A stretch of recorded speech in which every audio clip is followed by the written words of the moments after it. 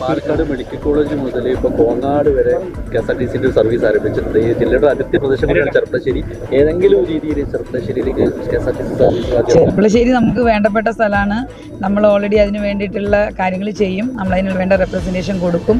കാരണം സർക്കാരിന് എല്ലാ സ്ഥലത്തേക്കും ഒരേ സമയം എത്തിക്കാത്ത നിങ്ങൾക്ക് എല്ലാവർക്കും അറിയാം, പ്രിയദർശിനി സ്കീം നടപ്പിലാക്കി കഴിഞ്ഞിരിക്കുകയാണ്. അപ്പോൾ സ്വാഭാവികമായിട്ട് സാമ്പത്തികമായിട്ടുള്ള ചില പ്രശ്നങ്ങൾ സർക്കാരിനെ സംബന്ധിച്ചിടത്തോളം ഉണ്ട്.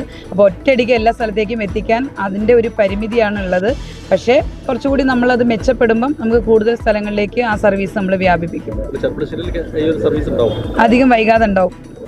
ഈ പ്രിയദർശിനി ബസ്സിലെ ഏറ്റവും പ്രധാനപ്പെട്ടത് ഈ സാധാരണ ബസ്സുകാരുണ്ട്, അവർക്ക് വലിയ രീതിയിലൊരു ബുദ്ധിമുട്ടുണ്ടായിട്ടില്ലേ? അല്ല, അത് സർക്കാർ അഡ്രസ്സ് ചെയ്യുന്നുണ്ടല്ലോ. കാരണം അവരായിട്ട് ചർച്ച നടത്തുന്നുണ്ട്.